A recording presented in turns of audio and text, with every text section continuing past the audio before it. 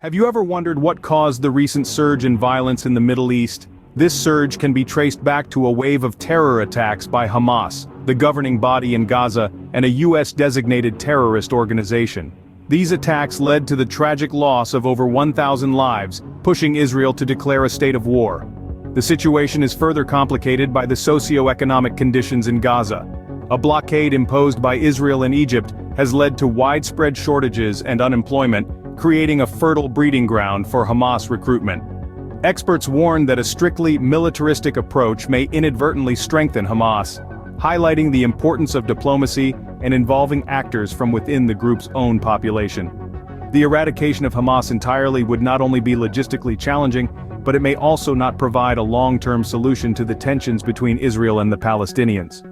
The future is uncertain, with the possibility of a ground invasion by Israel and concerns that the conflict could expand beyond the borders of Israel and Palestine.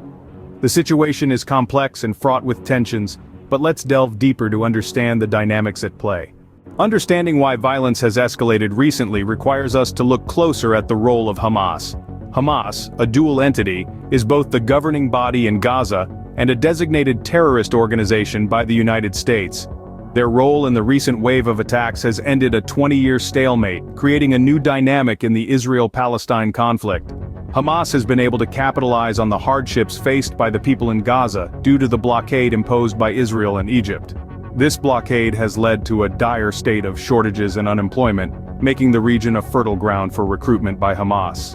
However, it's critical to understand that eradicating Hamas entirely would not only be logistically challenging but may not necessarily resolve the deep-seated tensions between Israel and Palestine.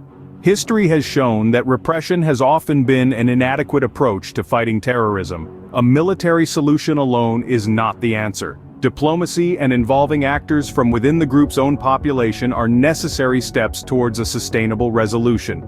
The future remains uncertain, with a ground invasion by Israel seeming more likely. There are growing concerns that the conflict may expand beyond the borders of Israel and Palestine, leading to wider regional instability.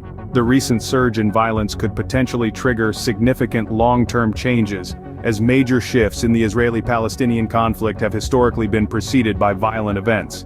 While a military response seems inevitable, experts warn that it may not be the ultimate solution.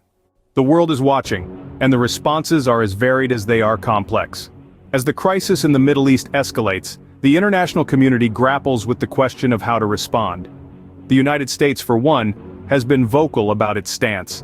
President Joe Biden has called for a dual-pronged approach: the elimination of Hamas and the establishment of a Palestinian state. Biden's stance is clear. He condemns Hamas's terror attacks on Israel while acknowledging the need for a Palestinian authority. He calls for a path to a Palestinian state, a concept known as the two-state solution. This solution, long debated but never realized, involves the creation of an independent Palestine living side by side with Israel in peace. But it's a challenging proposition, especially in the wake of recent attacks. Even Biden acknowledges that Israel may not be open to this solution. Yet the president remains firm in his belief that not all Palestinians share the views of Hamas and Hezbollah. He seems to suggest that the key to long-term peace lies in separating the actions of these militant groups from the desires of the Palestinian people. He calls for understanding, diplomacy, and the recognition of complexity in a region often oversimplified. But as we consider the international response, we must also consider the potential for this conflict to expand.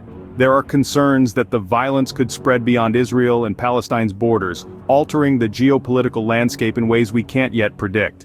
The stakes are high and the world watches with bated breath. And what of the long-term changes that could result from this crisis?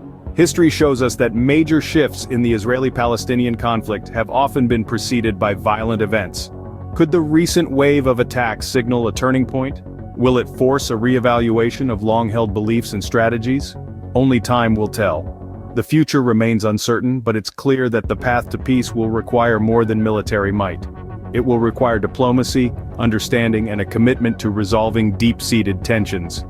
As we continue to watch this situation unfold, let us hope that these principles guide the international response.